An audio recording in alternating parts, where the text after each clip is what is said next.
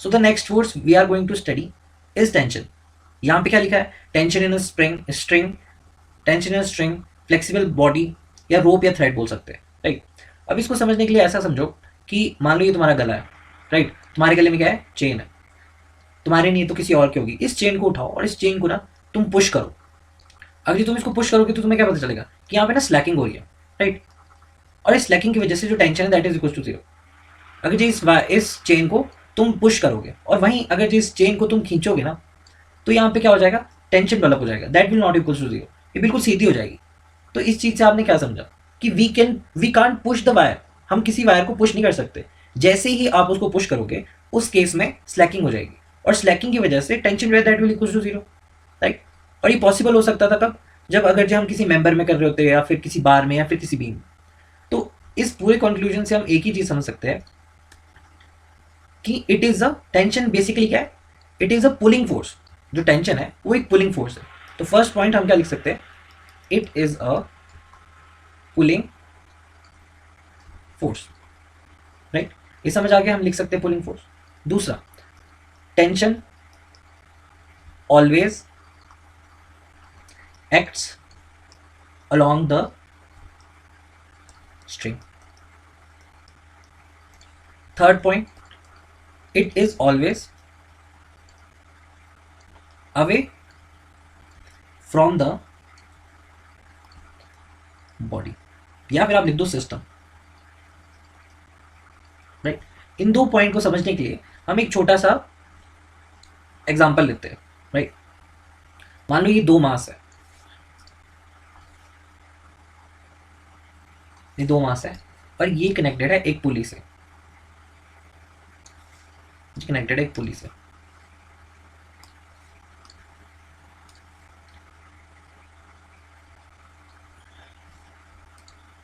They both are connected with a पुली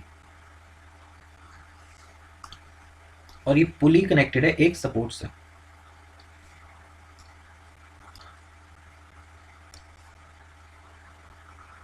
एक support से, right. ये तो बेसिकली जो इसमें अभी हम पढ़ने जा रहे हैं ना, वो सिर्फ और सिर्फ हम डायरेक्शन क्लियर कर रहे हैं, राइट. कि टेंशन को ना किसी मेंबर पे या किसी किसी मेंबर पे या किसी मेंबर पे नहीं, इस टेंशन को हम कैसे ले सकते हैं किसी भी बॉडी में, राइट. और दिस इज M1 और ये क्या है? M2, right. यहाँ पे कुछ पॉइंट बना देते हैं. ये क्या है? पुली. ये क्या है? It's a support, fix support है ना. ये मास M है. यहाँ पे हम नंबर दे देते हैं 1 2 3 4 और यहाँ पे दे देते हैं 5. अगर जो मैं इन फोर्सेस को अलग अलग बनाऊं तो कैसे बनाऊंगा? जैसे कि एक मास हमने ये ले लिया, एक मास ये ले लिया. इन पे लगने वाले जो एक्सटर्नल फोर्सेस है ना, उनको मैं बना रहा हूँ. एक पुली ले लिया और एक ले लिया सपोर्ट. पेशेंस से देखो, अभी समझ आ जाएगा आपको सारा. यहाँ पे क्या है? मास M1, राइट. और ये भी क्या है? मास M1. अब पॉइंट्स देखो, मैंने यहाँ पे क्या लिखा है? इट्स अ पुलिंग फोर्स, ठीक है. इट्स अ पुलिंग फोर्स, ये तो तुम्हें पता ही है. Tension always act along the string. इसमें इस मास, पूरे मास में स्ट्रिंग कहाँ लगी है? यहाँ पे लगी है. तो यहाँ पे क्या, हम यहाँ पे क्या ड्रॉ कर सकते हैं? हम बोल सकते हैं कि जो टेंशन है that is along the string. अब ये स्ट्रिंग ये है ना, तो let just draw a string over here. ये स्ट्रिंग होगी. यहाँ पे तीसरा पॉइंट क्या? It is always away from the body. तो यहाँ पे बॉडी क्या है? यहाँ पे बॉडी तो ये है, राइट. तो यहाँ पे क्या लिखा है? Away from the body. तो ये बॉडी की अवे होगा टेंशन.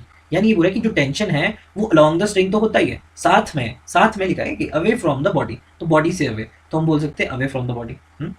और अगर जो यहाँ पे टेंशन मुझे बताना होगा T, तो मैं यहाँ पे टेंशन का कौन सा वाला पार्ट लिखूंगा? 1 लिखूंगा, 4 लिखूंगा, 3 लिखूंगा, 2 लिखूंगा, कौन सा लिखूंगा? क्या मैं 2 लिखूंगा कि 1 लिखूंगा? तो यहाँ पे कि मैं 1 लिखूंगा. वाई? क्योंकि जो बॉडी M1 है ना, that is being connected with the string at point 1. तो मैं T1 लिखूंगा. सेम इसी तरह M2 के लिए अगर जो मैं बनाऊं तो M2 के लिए क्या हो जाएगा? ये दो पॉइंट लास्ट के कौन से? String that is act along the string और अवे फ्रॉम द बॉडी. और अवे फ्रॉम द बॉडी क्या है? दैट इज यहाँ पे क्या है? T4. सिमिलरली अब हमारी बॉडी क्या है यहाँ पे? इट्स अ पुली. तो पुली हमारी बॉडी हो जाएगी. और इसमें अगर जो मुझे टेंशन बनाने होंगे दैट इज, एक तो सपोर्ट की वजह से है, तो ये हो गया सपोर्ट की वजह से. एक ये पूरी एक सिंगल वायर है, तो एक पूरी सिंगल वायर है ऐसी, राइट. और ये एरो मैंने अवे फ्रॉम द बॉडी क्यों बनाया? क्योंकि यहाँ पे ये क्या है? बॉडी. स्ट्रिंग जहाँ जहाँ भी होगी ना तुम वो लाइनें खींच देना, राइट। ये स्ट्रिंग है जैसे, तो यहाँ पे भी खींच दी। दूसरा अवे फ्रॉम द बॉडी, जो भी बॉडी है बस उसके अवे बाहरी साइड को बना दो। और टेंशन अगर जो मुझे बनानी पड़ेगी तो यहाँ पे मैं क्या लिखूंगा, T2, यहाँ पे T2 से कनेक्टेड है ना, फिर यहाँ पे क्या लिखूंगा T3, और पुली के पास कौन सा है T5। सिमिलरली अगर जो मुझे सपोर्ट का टेंशन बनाना पड़े तो मैं क्या बोलूँगा, अभी जो सपोर्ट है ये एक्ट करेगा एज अ बॉडी। आपको आइडेंटिफाई क्या करना है कि बॉडी कौन सी है, और जो टेंशन है वो अलॉन्ग द स्ट्रिंग होती है, अलॉन्ग द स्ट्रिंग होती है, और दूसरा away from the body, right. तो मुझे क्या पता ये नीचे को लगेगा इसका टेंशन, और दैट इज T5। तो ये है छोटा सा एग्जांपल जो आपको ये 2 पॉइंट को क्लैरिफिकेशन करेगा। पहला क्वेश्चन क्या है, पहला है टेंशन, हम बात करें किस पे, एक स्ट्रिंग पे, एक फ्लेक्सिबल बॉडी पे बात कर रहे हैं। वहाँ पे क्या है, इट्स अ पुलिंग फोर्स, क्योंकि हम पुश करेंगे तो वहाँ पे स्लैकिंग आ जाएगी, और अगर जो स्लैकिंग आ गई तो टेंशन वहाँ पे क्या हो जाएगा, जीरो हो जाएगा। तो इनमें हर एक जगह पे ना जो भी टेंशन है वो ड्रॉ कैसे करेंगे, हमें पता है कि ये 2 point is very important, along the string, away from the body. ये मास m1 है, तो यहाँ पे जो मासेस है they will act as a body, right. ये तो सिंपल सा एग्जांपल था जो कि आपको पता लग गया होगा इसका आंसर, राइट, कि टेंशन यहाँ से आ रही है, एक फिर यहाँ से आ रही है। अगर आपको और भी देखना है तो यहाँ पे पुली में देखो कि पुली की जो बॉडी है वो कैसी है, उसमें अवे फ्रॉम द बॉडी है, राइट। अब इसमें अगर जो आपको और कोशिश करनी है तो these are only the direction, हम डायरेक्शंस पढ़ रहे हैं अभी इसके ना, कि टेंशन को ड्रॉ कैसे करना है। तो अगर जो मैं तुम्हें एक एग्जांपल दूं तो तुम उसका बना पाओगे क्या, खुद बना के देखो कि क्या तुम इसका बना पाओगे,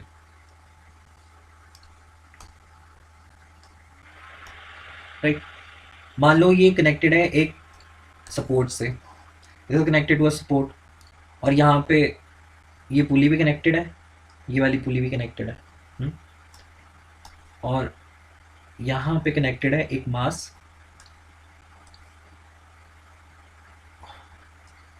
एक ये कनेक्टेड है, और ये तीनों कनेक्टेड है कैसे, by a single wire, by a single wire.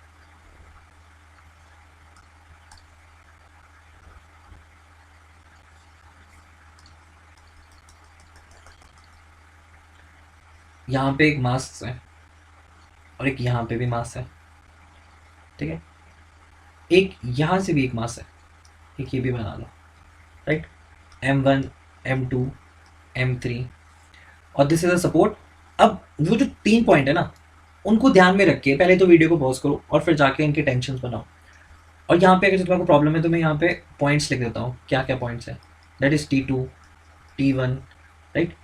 ये क्या है T3, ये है T4, this is T5, this is T6, this is T7, ये T8 है, और ये क्या है T9, दिस इज T10, और दिस इज T11। तो इस वीडियो को पॉज करो और फिर आप जाके इसकी ना एफबीडी बना के दिखाओ, राइट। अगर जी तुमने इसकी बना दी है तो अब आगे बढ़ते हैं, इसको कैसे बनाते हैं वो देख लेते हैं, कैसे कैसे बनानी है। सबसे पहला हमारे को जितनी भी बॉडी है ना, फर्स्ट क्या है, बॉडी को आइडेंटिफाई करना कि बट बॉडी कौन कौन सी है। अभी मास है तो M1, M2 एंड M3, ये 3 ही मास तो है, और इनमें जो स्ट्रिंग लगी है वो इनके बिल्कुल सेंटर से लगी है। तो M1 पे कौन सी स्ट्रिंग है, that is T1, that is T1। M2 पे कौन सी लगी है T6, M3 पे कौन सी लगी है T9। अभी 3 पुली है तो इन 3 पुली पे बनाते हैं, राइट।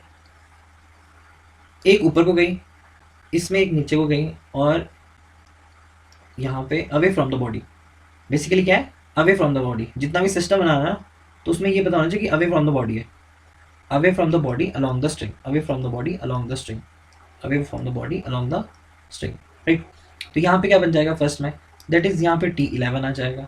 यहाँ पे क्या है T2, यहाँ पे देख रहे हो ना तुम लोग, T2 है, और दूसरा यहाँ से कनेक्टेड है, दैट इज T3। यहाँ पे क्या आ जाएगा T3, और यहाँ पे क्या आ जाएगा T4, T5 और T6 नीचे को, T4, T5 और T6 at the downward direction. और एक ये वाली पुली है, इसका क्या है T7, T8 and T10, T10, T7 और T8, राइट। ये क्या हो गया, ये हो गया सारे मासेस की, ये हो गई पुली की, और लास्ट वन क्या रहेगी, सपोर्ट की। सपोर्ट में तो 2 ही है, if this is a support तो सपोर्ट में एक तो बाहर है T11 और एक है T10, राइट। तो इस एग्जांपल से आपकी प्रैक्टिस हो जाएगी। अगर जो नहीं बना तो कोई बात नहीं, आगे डायरेक्शन जब हम और पढ़ेंगे तो हमको पता लग जाएगा इसको कैसे बनाते हैं। तो बेसिकली क्या है इसमें, टेंशन के बारे में हमने पढ़ा। ध्यान क्या रखना है कि हम टेंशन के बारे में पढ़ रहे हैं, पर हमारा डायरेक्शन कैसे बनाते हैं किसी भी सपोर्ट में, या फिर किसी भी सपोर्ट में, किसी भी पुली में, या किसी मासेस में हम कैसे कैसे टेंशन को ड्रॉ करते हैं। तो ये 2 पॉइंट इज वेरी इंपॉर्टेंट। कि tension act along the string and always away from the body. ठीक है, तो ये केस है जो मैंने आपको बताया, ये छोटा सा एग्जांपल है, इस एग्जांपल को देख के आप समझ सकते हैं, राइट। अब द क्वेश्चन जो है ना, मेरा जो यहाँ पे क्वेश्चन है वो है कि variation in the tension along the length of the string. इसका समझ आया? मतलब ये जो पूरी लेंथ है ना, ये पूरी स्ट्रिंग की लेंथ है ना, राइट, यहाँ से लेकर यहाँ तक, यहाँ से लेकर यहाँ तक, ये जो पूरी स्ट्रिंग की लेंथ है, यहाँ पे मैं बताता हूँ, ये जो पूरी स्ट्रिंग की लेंथ है ना, यहाँ से लेकर यहाँ तक, यहाँ से लेकर यहाँ तक, यहाँ तक, ये जो पूरी स्ट्रिंग है ना, इसमें ना टेंशन की क्या वेरिएशन है, राइट। क्या ये टेंशन सारे T1 is not equal to T2 is equal not equal to T3, क्या ये केस है? या फिर T1 is equal to T2 या फिर T2 is equal to T3? ये मुझे बताओ। ये जो चीज़ है ना, ये हम अभी पढ़ेंगे। और एक और चीज़ है कि जो पुली है ना, अब मान लो ये तुम्हारी ये जो पुली है, नहीं, इस पुली में जो भी स्ट्रिंग रैप्ड हुई है, ये रैप हुई है ना, एक जो स्ट्रिंग है, तो यहाँ पे आने वाला जो T1 है और यहाँ पे आने वाला जो T2 है, क्या वो दोनों बराबर है? या फिर वो दोनों बराबर नहीं है? तो हमें ये फाइंड आउट करना है। ठीक है, तो जो नेक्स्ट टॉपिक है आप लोगों का यही है, नेक्स्ट टॉपिक यही पढ़ना है हमारे को, नेक्स्ट टॉपिक तो पढ़ते हैं, दैट इज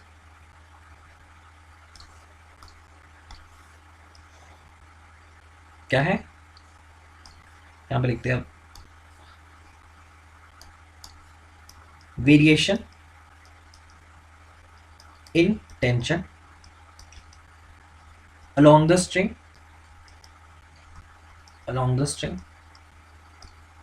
ठीक है, या along the length of the string, along the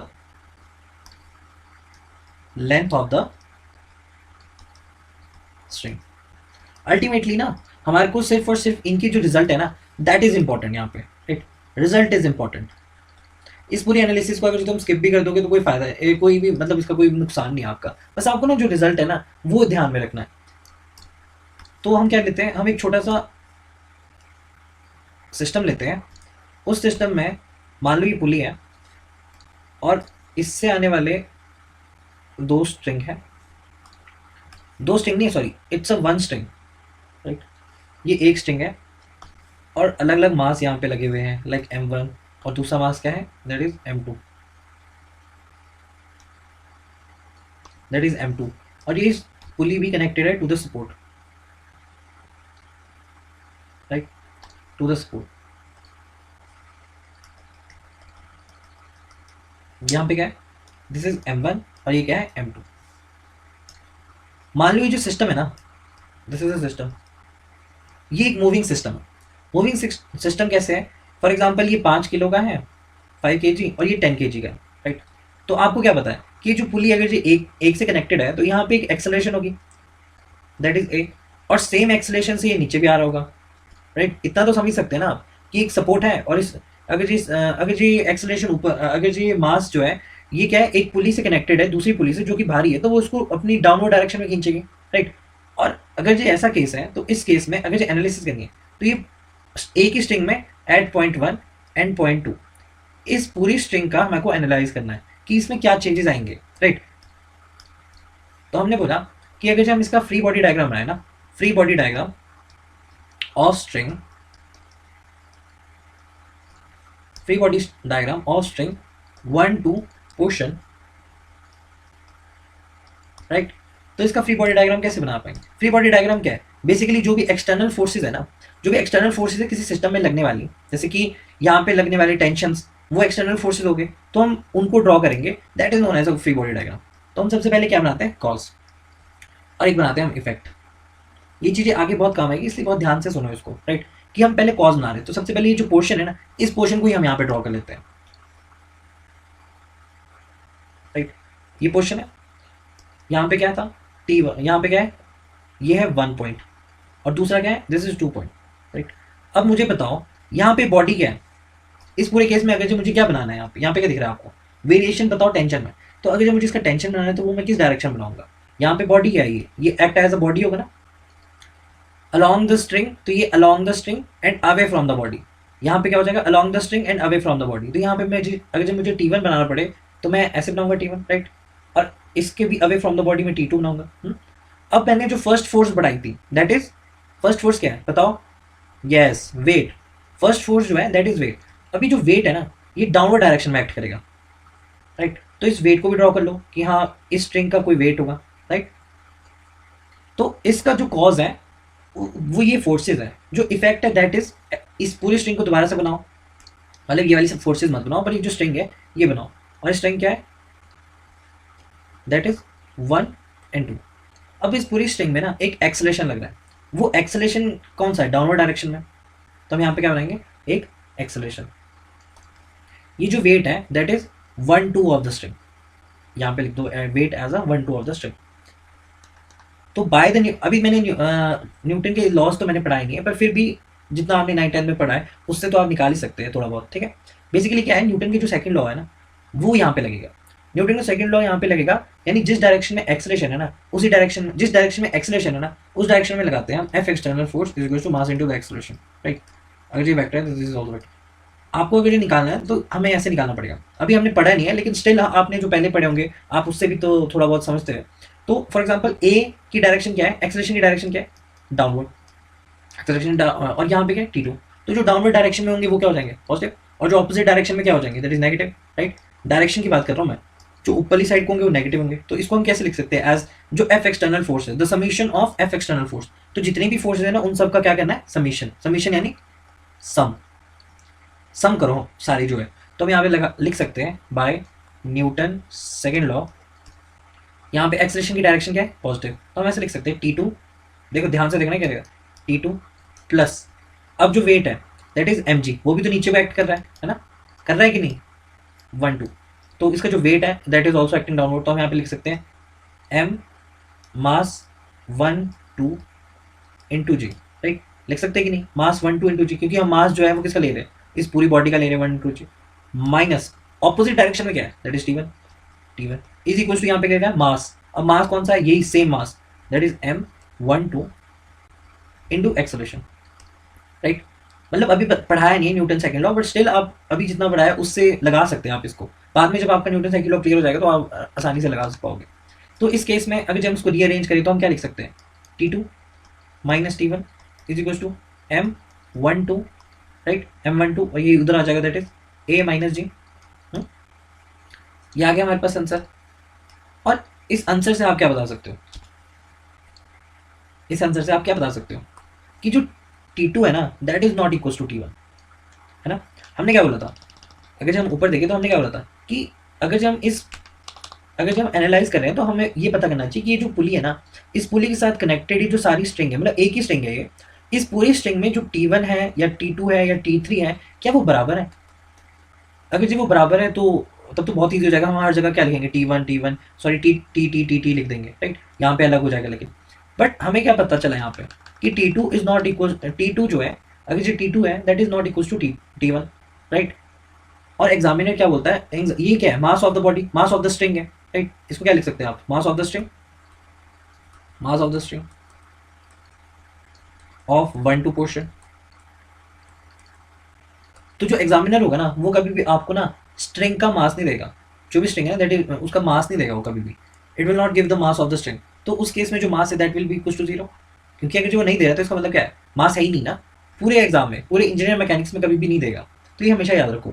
तो इस केस में हम क्या अज्यूम क्या मतलब हम क्या ये अज्यूम ही बोलो, हम क्या अज्यूम कर सकते हैं कि इफ स्प्रिंग नहीं स्ट्रिंग,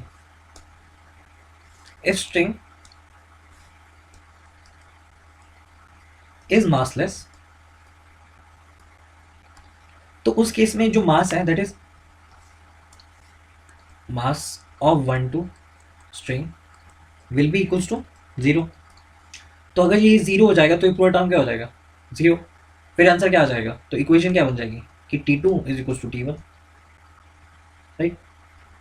तो ये हमारी एनालिसिस में हमारे पास ये जो क्या है दिस इज अ रिजल्ट, हमारे पास रिजल्ट आ गया कि जो T2 है वो बराबर है T1 के। इसका मतलब ये है कि जिससे जो एक सिंगल स्ट्रिंग है ना अलोंग द लेंथ, या फिर ऐसे बोलो इंग्लिश में कि टेंशन अलोंग द स्ट्रिंग मतलब through out its length the tension will remain same. क्या लिख सकते हैं आप इसको वर्ड्स में कि यहाँ पे लिख सकते हैं, यहाँ पे that is tension along the length, along the length of the string will remain same, right, will remain same at every point, will remain same at every point लिख दो, एट एवरी पॉइंट। तो इस result का, अभी तुमने result निकाल लिया ना, तो इस रिजल्ट का आपको इस्तेमाल करना है हमेशा कि मुझे अगर जो एक, फॉर एग्जांपल अभी मैं बताता हूँ, जैसे कि मेरे पास कोई क्या है, मेरे को दे दी एक, मेरे को एक पुली दे दिया, राइट, ये मुझे पुली दे दिया, और इस पुली में और बहुत सारे ऐसे पुली हैं, राइट, मान लो ये भी यहाँ पे पुली है और यहाँ पे पुली है, यहाँ पे पुली है और यहाँ पे पुली है, और ये सारे ना एक ही वायर से कनेक्टेड है, दिस वायर से कनेक्टेड है। तो आप इस रिजल्ट का इस्तेमाल कैसे कर सकते हैं, आप ये बोलेंगे कि अगर जो यहाँ पे टी है ना, तो थ्रू आउट द लेंथ जो टेंशन रहेगी ना वो टी रहेगी, दैट इज अगर जो इसका तुम फ्री बॉडी डायग्राम बनाओगे तो वो कैसे बनाओगे, दैट इज यहाँ पे पुली है, यहाँ से नीचे टी, यहाँ से नीचे भी टी, तो यहाँ पे आप टी और यहाँ पे भी आप टी लिख सकते हैं, राइट। इस रिजल्ट का ये फायदा हुआ कि यहाँ पे आने वाला जो T1 है और आने वाला T2 है वो दोनों क्या है, इक्वल है। तो आप इस तरह से इस रिजल्ट को इस्तेमाल कर सकते हैं। दैट इज वाई मैं बोल रहा था कि आप अल्टीमेटली हमारे को क्या है, रिजल्ट को ही ध्यान में रखना है, रिजल्ट इज इंपॉर्टेंट। ये जो एनालिसिस है ये तो बस आपको समझाने के लिए कि कैसे कैसे करके आया, नहीं अगर एग्जामिनर आपको, मतलब बेसिकली बोलने का मेरा ये मतलब था कि जो एग्जामिनर है ना वो थ्रू आउट द एंटायर, मतलब कभी भी कोर्स में ये नहीं बोलेगा कि जो मास है उसका मास ये है, अगर जो इन केस जैसे गेट प्ले करता है डेरिवेशन के साथ, इन केस अगर जो गेट ने ये बोला कि जो मास है दैट इज नॉट, वो जो भी मास है, मास ऑफ द स्ट्रिंग, उसकी कोई वैल्यू है, तो फिर आपको इस इक्वेशन को भी ध्यान रखना पड़ेगा, और बेसिकली बोलता नहीं है, ठीक है। पर कई बार आजकल वैसे लिख तो रहे गेट में, पर स्टिल अगर ऐसा करे वो, तो आपको ये वाली इक्वेशंस भी अपने शॉर्ट नोट्स में लिखना जरूरी पड़ जाएगा, राइट। तो एनालिसिस बस थोड़ा सा इंपॉर्टेंट होता है, बाकी इसकी result is very important. ESC में तो इसके रिजल्ट ही आएंगे, बहुत ज़्यादा इंपॉर्टेंट है। सेकंड जो है that is the variation.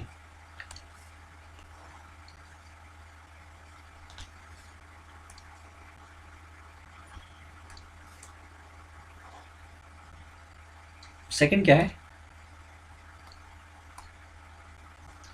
Second है वेरिएशन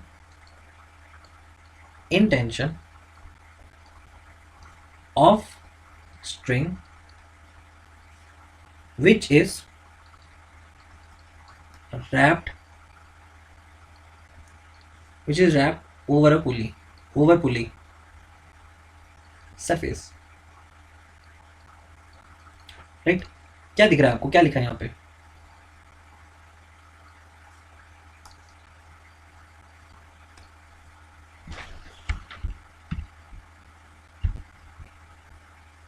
यहाँ पे लिखा है variation in tension of a string which is wrapped over a pulley. जैसे कि मैंने पहले बताया, पहले मैंने जो एग्जांपल दिया था, मान लो ये जो चेन है ना तुम्हारे गले पे टंगी हुई है, राइट।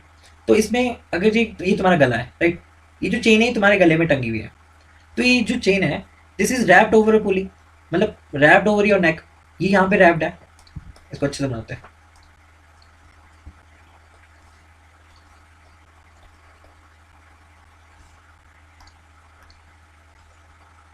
मान लो ये पुली का सरफेस है, राइट, ये क्या है, पुली का सरफेस, इसको इट्स अ सरफेस,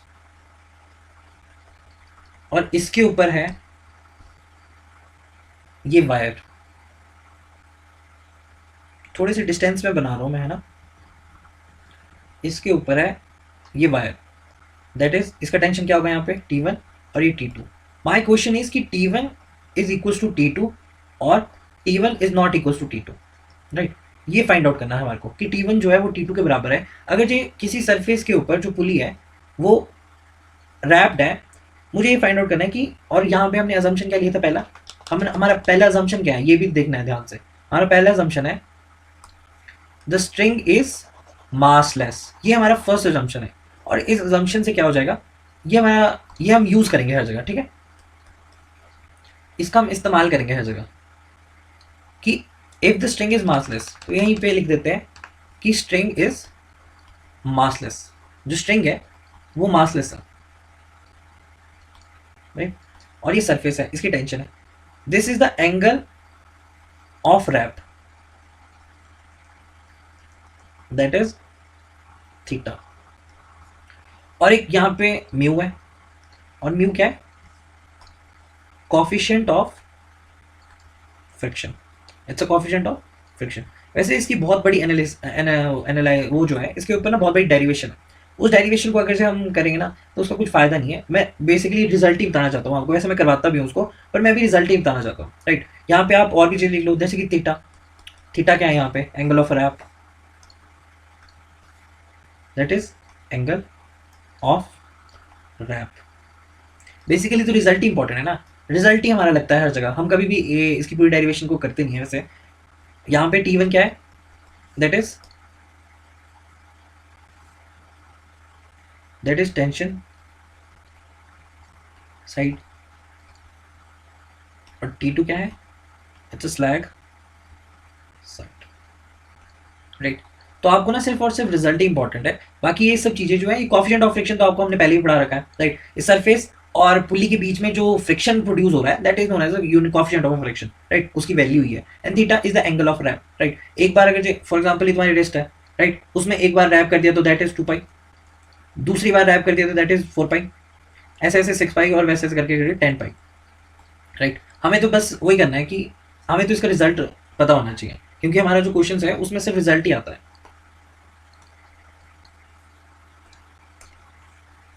तो नेक्स्ट है, मतलब नेक्स्ट क्या, इसी का ही है, that is the relationship between T1 and T2। इसको डायरेक्टली याद रखना है आपको, है ना, ज़्यादा ध्यान में नहीं रखना। दैट इज की जो T1 है, that T1 upon T2 is equals to E raise to the power coefficient of friction and angle theta, right. अब मान लो कि if theta is very high, very very high, तो इस केस में जो T1 है, वो जो T1 है दैट विल बी, T1 बहुत बड़ा हो जाएगा ना, तो T1 will be greater than T2, right. और इस चीज का इस्तेमाल कहाँ करते हैं? अपनी रियल लाइफ में भी देखा होगा आपने, जैसे treating of a big big animal in the veterinary hospital, right. मतलब बड़े बड़े एनिमल को हम वो करते हैं ना, जैसे बफेलो है, आपने या फिर वेटनरी में इंजेक्शन लगाना हो या उसकी सर्जरी करनी हो, तो हम क्या करते हैं, उसके जो सींग एरिया, हम क्या करते हैं, उसके गले से बांध देते हैं, राइट। हम उसके गले से क्या बांध देते हैं? एक रस्सी बांध देते हैं, ये सिंगल नॉट रस्सी है, और उसको बांध देते हैं किसी पोल के साथ या किसी ट्री के साथ। और मान लो उसको बांध दिया हमने कोई 5-6 बार, तो अगर जब हमने एक बार बांधा तो कितना हो जाएगा? 2 पाई। 2 बार बांधा तो कितना हो जाएगा? 4 पाई। और ऐसे करते करते आप 10 पाई तक कर दो, और फिर ना उसके बाद सिर्फ बहुत थोड़ा सा T2 कर दो, तो जो वो है ना, उसको होल्ड करना है बहुत ईजी हो जाएगा। अदरवाइज इन बफेलो या फिर इन सांड को पकड़ना बड़ा मुश्किल हो जाता है ना। वेटनरी में इंजेक्शन लगाना हो या फिर सर्जरी करनी हो, तो इस चीज का हम इस्तेमाल करते हैं कि T1 व्हेन द थीटा, देखो यहाँ पे क्या हो रहा है, हम हम क्या कर रहे हैं, यहाँ पे थीटा को इंक्रीज कर रहे हैं, राइट। थीटा कितना हो रहा है? Theta is going to increase 10 pi, value उसकी बढ़ रही है। अगर थीटा बहुत ज्यादा इंक्रीज हो जाएगा ना, तो उस केस में जो T1 है वो भी बहुत ज्यादा हो जाएगा, राइट। तो यही है, इसका मतलब ये है कि T1 is not equals to T2, right. इससे तो रिजल्ट यही आ रहा है कि T1 is not equals to T2, है ना। तो ये जो केस है, ये सारा रफ वर्क है, इसको मतलब इसको मिटा दो, इसको मत लिखना।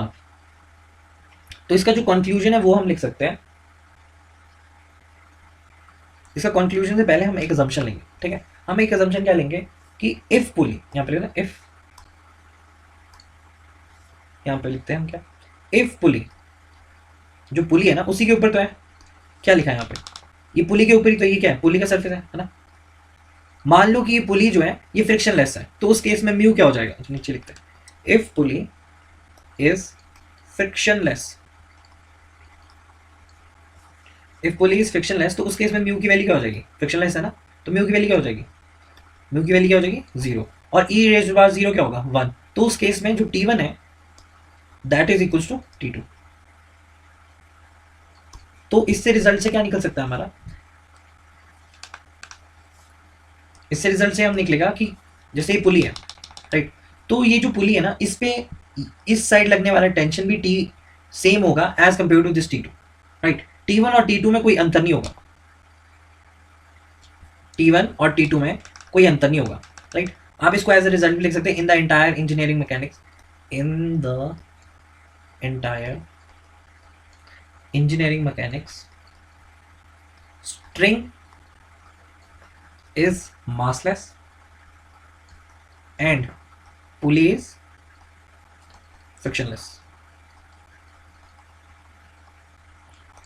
राइट। ये है इसका एंड रिजल्ट जो आपको याद रखना है कि पूरी इंजीनियरिंग मैकेनिक्स में जो स्ट्रिंग है ना वो मासलेस है और जो पुली है वो फ्रिक्शनलेस है। तो इन दोनों के केस में क्या हो जाएगा, हाँ, इन दोनों के केस में क्या हो जाएगा, जो हमने ऊपर आंसर निकाला है अभी, फ्रिक्शनलेस की वजह से क्या हो जाएगा, फ्रिक्शनलेस की वजह से क्या होगा, जो म्यू है that will be equal to 0, और इसकी वजह से क्या होगा, तो मास ऑफ 1 2 स्ट्रिंग, मतलब हमने जिस केस के लिए पढ़ा था उस केस से रिलेट करके मैं आपको बताना चाहता हूँ, वरना जो मास है वो तो सब सारी जो स्ट्रिंग्स है उनका 0 ही होगा।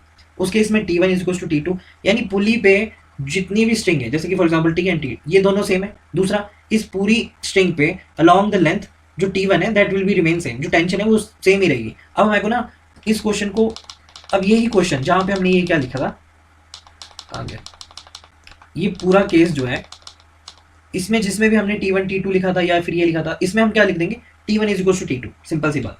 पूरी अलॉन्ग द लेंथ जो टेंशन रहेगी वो सेम रहेगी। इस पूरे केस में जो हमने लिखा था T1 T2 T9, इन सबको रिप्लेस करके T लिख दो, क्योंकि इस पूरी जो स्ट्रिंग है ना, इसमें जो T है और ये जो T11 वगैरह है ये तो डिफरेंट है ना, ये वाली जो स्ट्रिंग है दैट इज डिफरेंट, पर ये वाली स्ट्रिंग है दैट इज सेम, और इसके लिए हम जो टेंशन लेंगे that will be the T only, right. इस पूरे केस में सिर्फ हमारे को यही रिजल्ट थे, यही दो रिजल्ट थे, इसलिए इतनी बड़ी डेरिवेशंस की। बट स्टिल आपको क्या है, छोटी सी चीज याद रखनी है कि T2 is equal to T1, पूरी स्ट्रिंग में जो T1 है वो बराबर है T2 के, और पूरी पुली में पूरी पुली के साथ अगर जो रैप्ड भी है ना, तो उस केस में भी, वैसे बेसिकली तो ये अलग है, राइट। यहाँ पे क्या लिखा है कि जो T1 है वो यहाँ से आने वाला टेंशन है, और एक यहाँ से आने वाला टेंशन है T2, मतलब रैप होने के बाद भी जो टेंशन है ना, इन रियल प्रैक्टिस वो डिफरेंट होता है। बट हम क्या कर रहे हैं, हम एज एनालिसिस को इजी करने के लिए हम ये बोल रहे हैं कि T1 जो पुली है वो फ्रिक्शनलेस है, और जो स्ट्रिंग है वो मासलेस है, राइट। अब नेक्स्ट पढ़ेंगे हम स्प्रिंग फोर्स। तो जो नेक्स्ट टॉपिक हम पढ़ने जा रहे हैं that is the fifth force, वो है स्प्रिंग फोर्स। इसको रिप्रेजेंट कैसे करते हैं, F स्प्रिंग, राइट।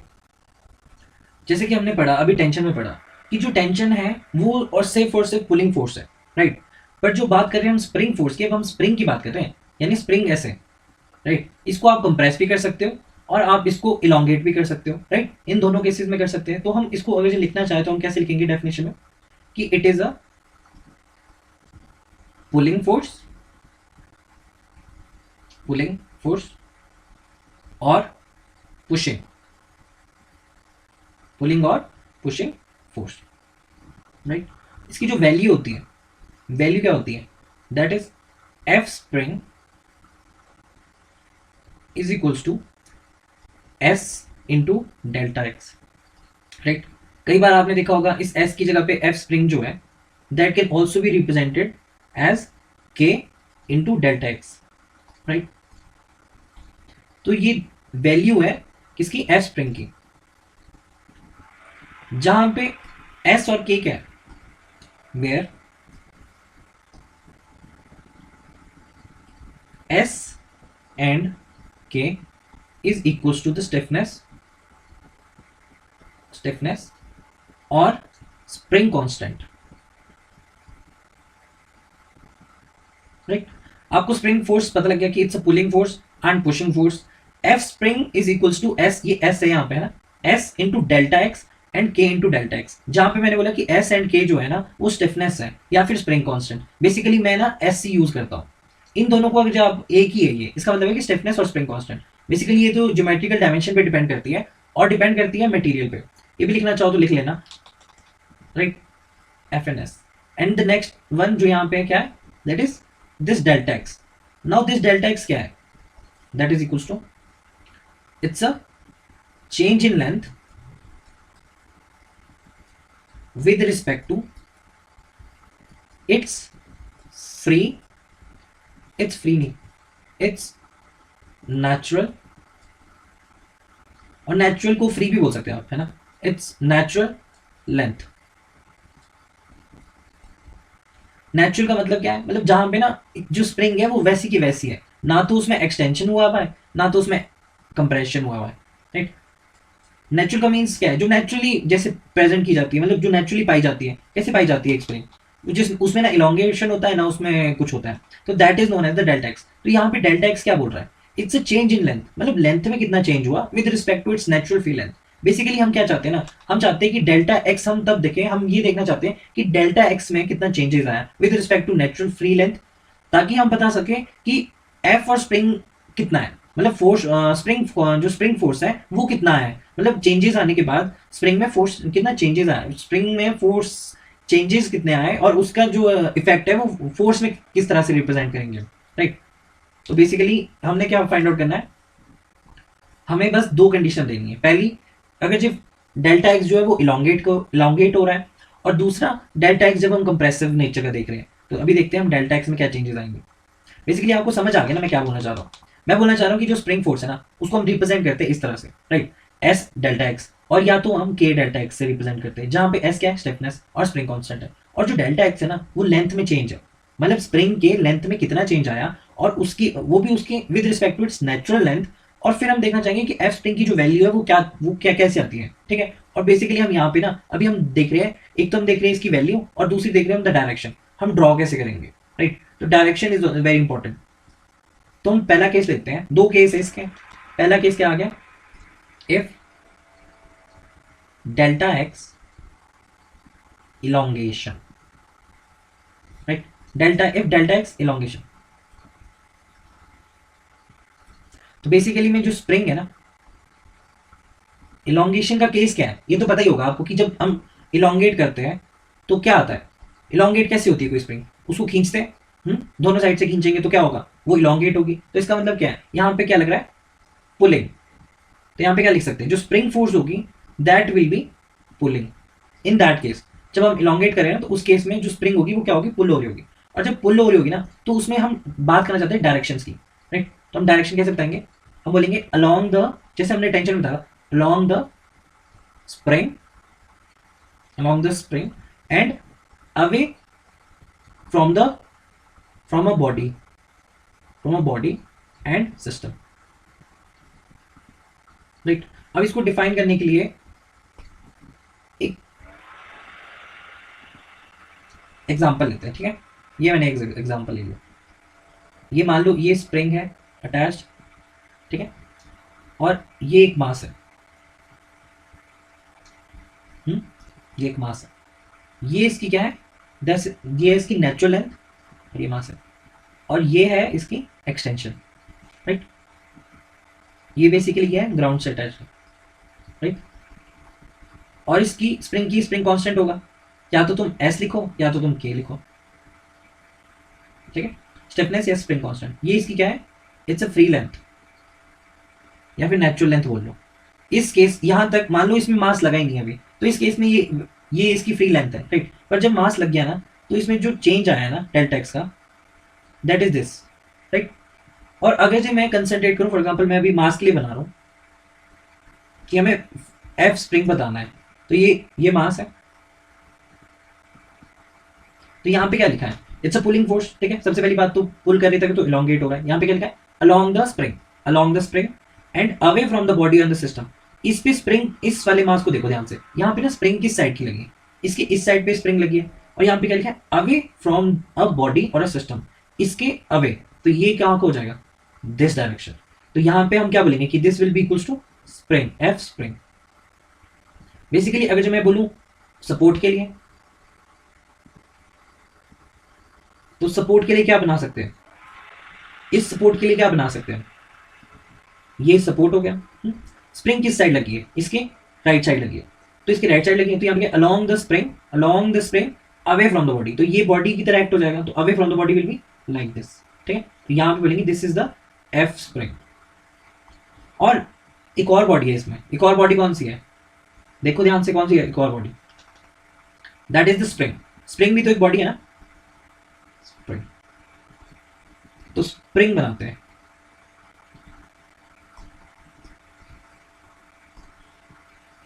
ये क्या होगी, हमारी स्प्रिंग होगी।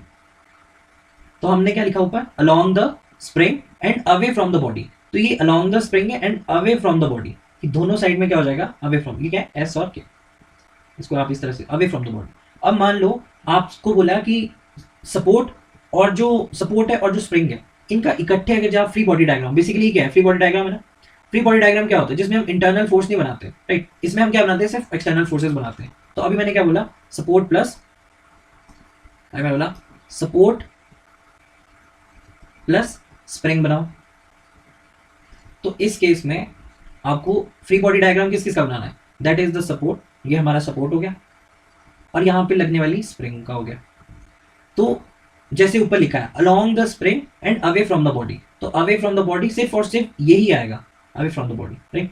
अब कई बच्चे बोलेंगे कि आपने इस साइड वाला क्यों नहीं बनाया, क्योंकि ये वाला साइड और ये वाला साइड ना एक दूसरे को कैंसिल आउट कर जाएंगे, ठीक है, और ये कैंसिल आउट नहीं करेंगे, this will B an internal force, उस टाइम पे इंटरनल फोर्स रहेंगे, और ये हम बनाते नहीं है फ्री बॉडी डायग्राम में, तो सिर्फ और सिर्फ यही हो जाएंगे, ठीक है। तो हमने बेसिकली क्या किया, हमने डेल्टा एक्स इलोंगेशन की बात की। अब हम बात किसकी करेंगे, अब हम बात करेंगे इसकी, अगर हम इसको इलोंगेट नहीं कर रहे, हम इसको क्या कर रहे हैं, कंप्रेस कर रहे हैं, राइट। कंप्रेस यानी फ्री लेंथ को, जो भी फ्री लेंथ, या फिर इफ सेकंड केस है ना, सेकंड केस क्या है, if delta x is compressive, यानी फ्री लेंथ कम हो रही है, तो उस केस में, कंप्रेसिव के केस में जो स्प्रिंग फोर्स होगा, द स्प्रिंग फोर्स क्या होगा बताओ, क्या होगा, वो कंप्रेस कैसे हो सकती है, कोई भी जो स्प्रिंग है वो कंप्रेस कैसे हो सकती है, जब उसको आप पुश करोगे, राइट। तो हमने बोला कि spring force will be pushing in this case. तो इस केस में भी जो हम डायरेक्शन ड्रॉ करेंगे वो कैसे करेंगे, पहला तो अलोंग द स्प्रिंग, बिल्कुल सही, ठीक बोला आपने, and the second is towards the body या फिर सिस्टम, राइट। जैसे हमने ऊपर बोला था, ऊपर क्या बोला था हमने बोला था कि along the spring pushing, pulling का केस था ना, पुलिंग का केस था, हमने बोला along the spring away from the body, और नीचे क्या बोला, अगर जी केस कंप्रेसिव का है तो spring force will be pushing and along the spring towards the body, right. अब सेम यही वाला मैं दोबारा से बनाता हूं, और अब इस केस में ये इसका मास है m, बट यहां पे ना कुछ चेंजेस आ गए, जैसे कि ये इसकी फ्री लेंथ है, this is the free length of the spring, और यहां तक कंप्रेस हुआ है, तो this will be the change in the free length, right. अगर जो मैं इसका फ्री बॉडी डायग्राम बनाऊं, फ्री बॉडी डायग्राम, राइट, जिसमें इंटरनल फोर्सेस नहीं आती, अगर जो मैं मास का बनाऊं तो मास का मैं बनाऊंगा, तो this is the mass, right, M, और क्या है यहाँ पे, along the spring towards the body, तो along the spring and towards the body, same हो जाएंगी चीजें ना, but towards the direction will be change. Support का बनाऊंगा तो, अगर मैं सपोर्ट का बनाऊं तो, for example this is the support, तो along the spring towards the body, F spring, यहां पे भी एफ स्प्रिंग लिख दो, और ये क्या है, ग्राउंड है, फिक्स्ड है, मतलब अगर जब मैं बनाऊंगा एक स्प्रिंग का, तो स्प्रिंग का क्या हो जाएगा, along the spring towards the body, right. तो ये केस है, हमने ये दो केस किए, राइट। हमने क्या पढ़ा, हमने बोला ये जो फिफ्थ फोर्स है that is the spring force, F spring, जहां पे हमने बात की जो स्प्रिंग फोर्स है ना, दैट विल बी पुलिंग, वो पुलिंग भी हो सकता है या तो वो पुशिंग फोर्स भी हो सकता है, जहां पे हमें पता चला कि जो वैल्यू है स्प्रिंग फोर्स की वो क्या होती है, एस डेल्टा एक्स, ठीक है। फिर आपको समझने वाली बात क्या है कि एस क्या है, एस एक स्टिफनेस या फिर स्प्रिंग कांस्टेंट।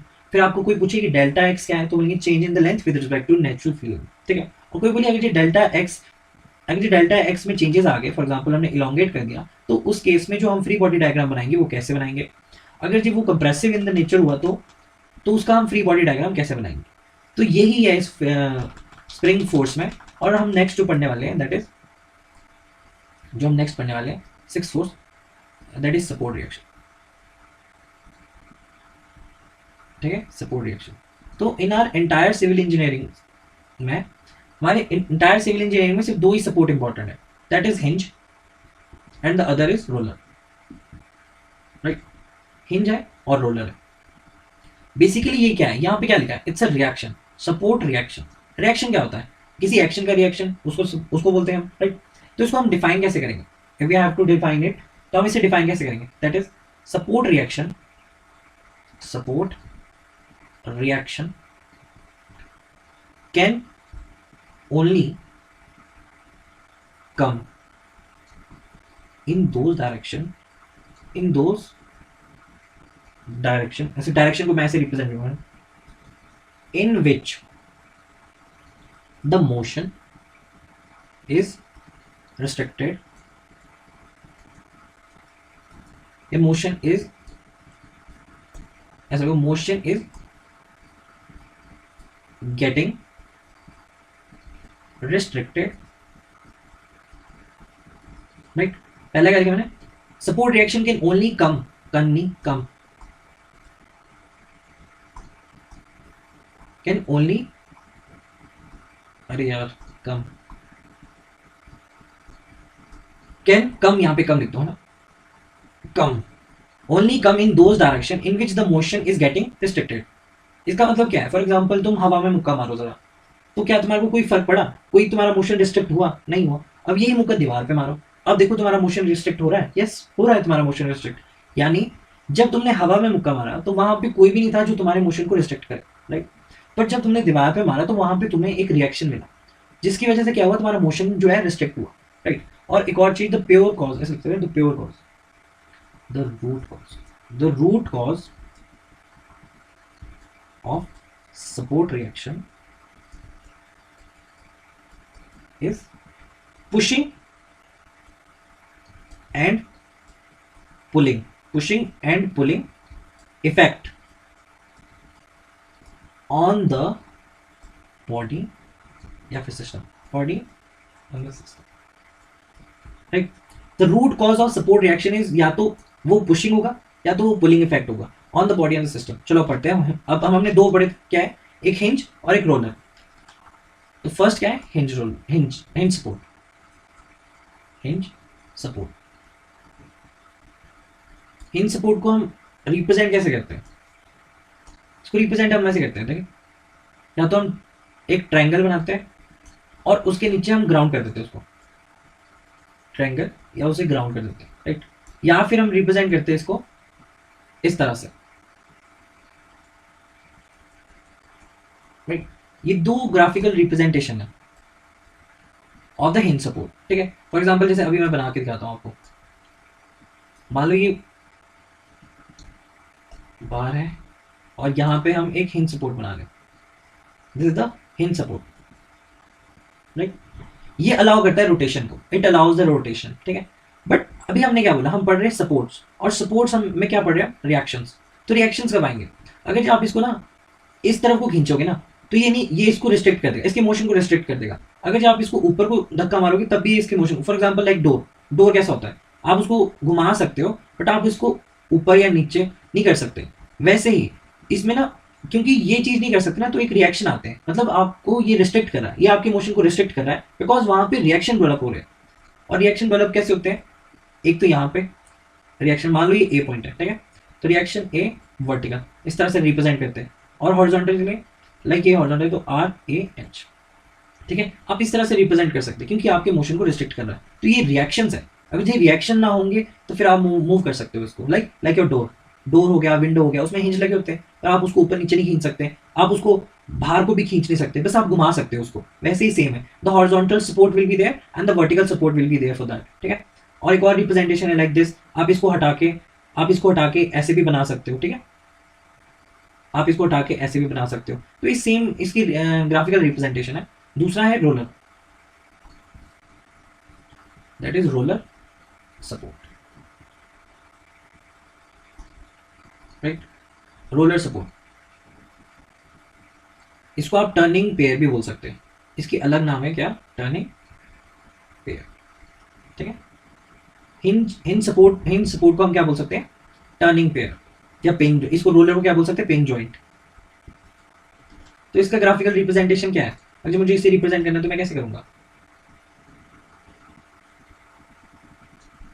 ये और इसके नीचे रोलर्स बना के, ठीक, और इनको ग्राउंड कर दो, राइट। आप इस तरह से रिप्रेजेंट कर सकते हो। तो इसका भी अगर सेम एग्जांपल लूं,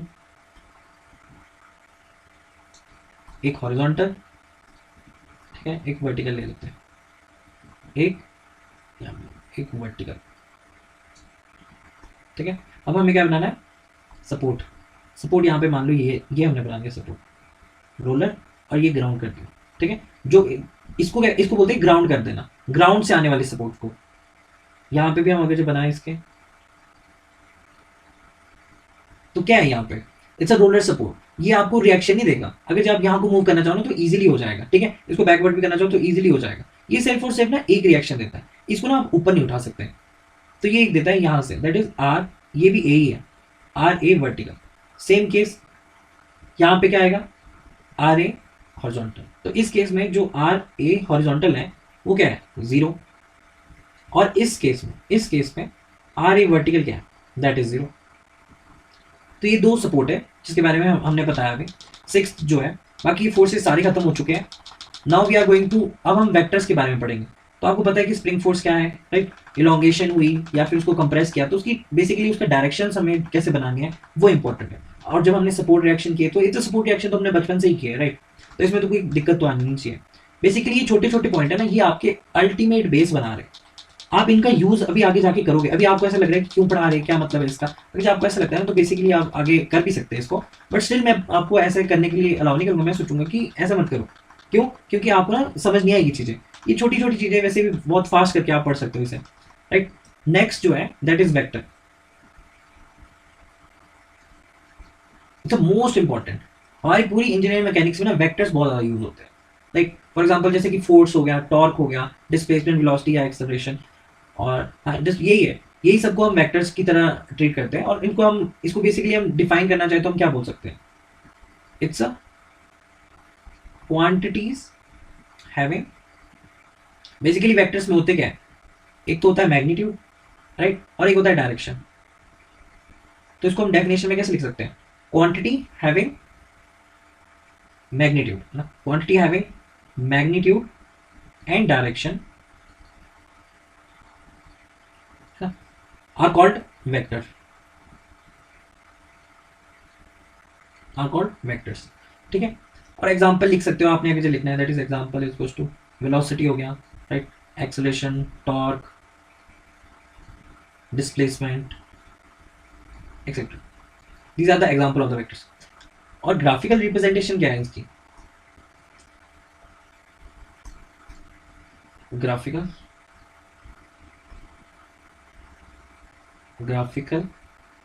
रिप्रेजेंटेशन, ग्राफिकल रिप्रेजेंटेशन एक वेक्टर को रिप्रेजेंट कैसे करते हैं graphically.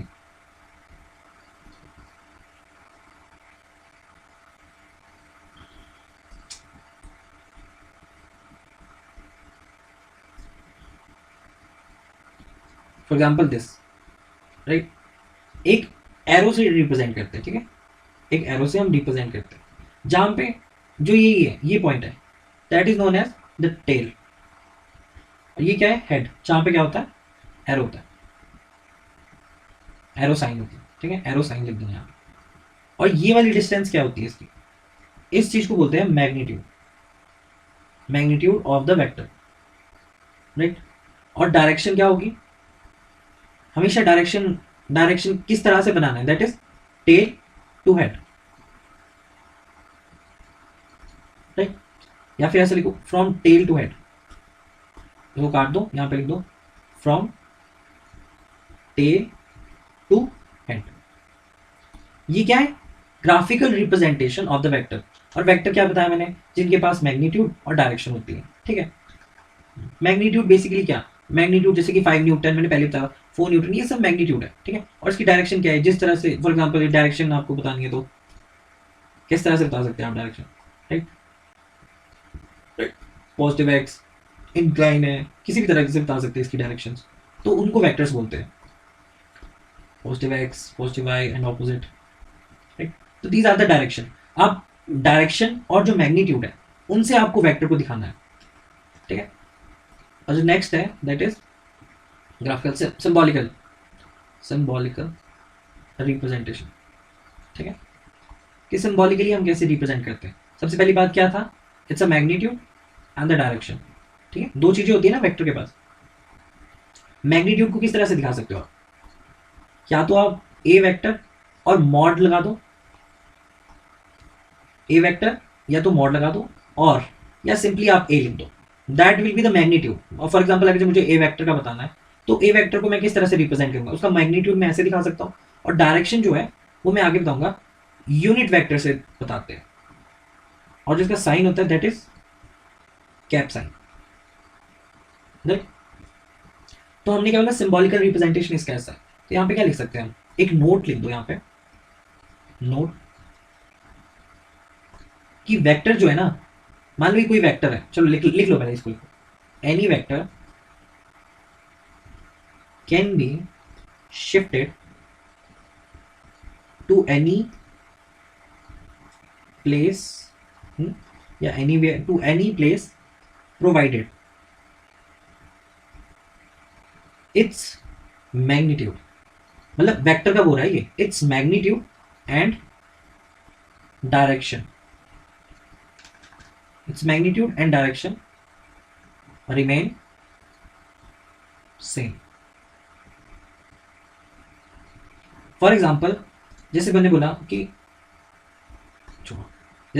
This is the vector है, ठीक है, मान लो ये वेक्टर है, आप इस वेक्टर को ना कहीं पे भी शिफ्ट कर सकते हैं, बट प्रोवाइडेड क्या, उसका जो मैग्नीट्यूड है, तो मैग्नीट्यूड क्या हो गया, दिस इज द मैग्नीट्यूड, ठीक है। मान लो ये जो मैग्नीट्यूड है दैट इज 1 मीटर मान लो अभी के लिए, है ना, बहुत बड़ा होगा पर अभी मान लो 1 मीटर है। तो अगर जो मैं इसको शिफ्ट करना चाहूँ ना, तो मुझे ना इसकी कुछ भी चेंज नहीं करना, हम इसको कहीं भी शिफ्ट कर सकते हैं, राइट। तो हम ना इसको कहीं पे भी शिफ्ट कर सकते हैं। मान लो हमने यहाँ पे शिफ्ट कर दिया सर, हमने कुछ भी चेंज नहीं किया इसमें, मैग्नीट्यूड भी सेम है और इसकी जो डायरेक्शन है ना वो भी सेम है। बट अगर जब मैं बोल दूँ कि इसकी मैं मैग्नीट्यूड कम कर देता हूँ, अभी ये कितना था, 1 मीटर था ना, हम इसको 0.8 मीटर कर रहा हूँ, तो इस केस में जो ये वेक्टर ए है ना, ये वेक्टर ए नहीं रहेगा, इस टाइम पे ये क्या हो जाएगा, इट्स अ बी वेक्टर।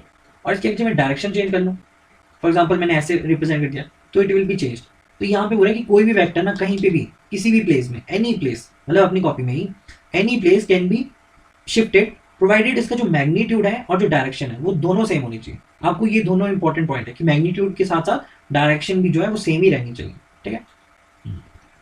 अब नेक्स्ट पढ़ते हैं, that is angle. First angle between the vectors, ठीक है, एंगल बिटवीन द वेक्टर्स। अभी ये सारा लिखने का ही है और थोड़ा थोड़ा सा समझने का है, अभी इसमें ज्यादा इतना वो नहीं है, भाई अल्टीमेट बेस ही बना रहा है आपका। देखो हम एंगल जो है ना वेक्टर्स के बीच में, वो हम कैसे दिखाते हैं, पहले हम डेफिनेशन लिखते हैं, फिर उसके बाद एग्जांपल के बाद हम आपको बताते हैं, ठीक है।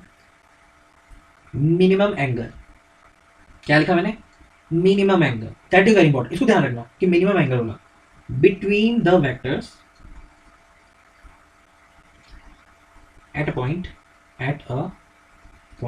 either both converging or diverging।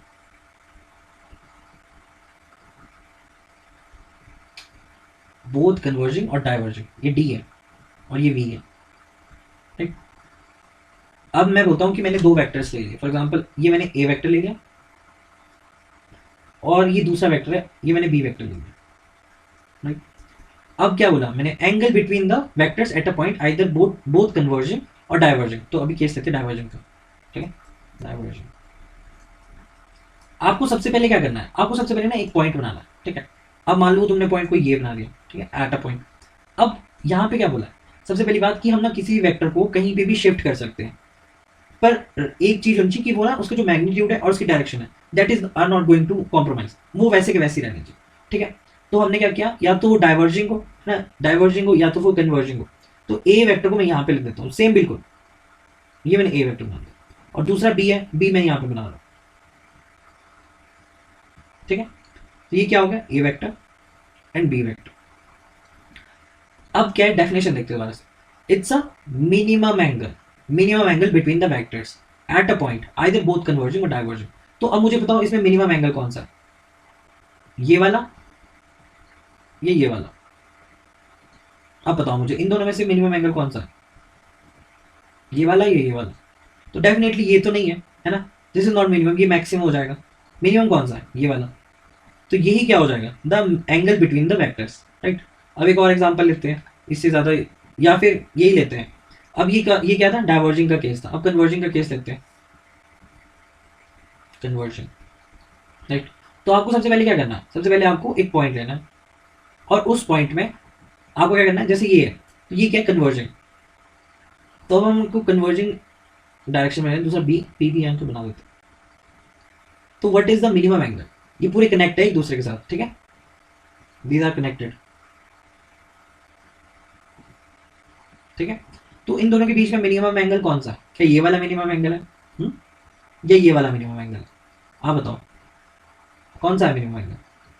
तो ये वाला तो नहीं है, ये तो मैक्सिमम हो गया इस केस में, तो ये होगा मिनिमम एंगल, तो this will be the theta, right. अब आपको वेक्टर्स को ड्रॉ करना आ गया कि आपको उसको ड्रॉ कैसे करना है, ठीक है। उसको सिंबॉलिकल रिप्रेजेंटेशन भी आपको बता दिया अभी मैंने, राइट, कि अगर जो मैग्नीट्यूड को रिप्रेजेंट करना है तो आप इस तरह से रिप्रेजेंट कर सकते हैं, ताकि डायरेक्शन का मैं अभी बताता हूँ। और आपको minimum angle between the vectors निकालना भी आ गया, ठीक है। आपको minimum angle between the vectors भी निकालना आ गया, क्योंकि यहाँ पे आपने देखा, आपने क्या देखा यहाँ पे, आपने देखा कि there is a angle between the vectors, जहाँ पे हमारे को सिर्फ बात करनी है minimum angle between the vectors. अब क्या देख रहे हैं हम, अब देख रहे हैं हम एडिंग द वेक्टर्स, हम एडिशन कैसे कर सकते हैं वेक्टर का। यहाँ पे हम बात करें किसकी, एडिंग द वेक्टर्स।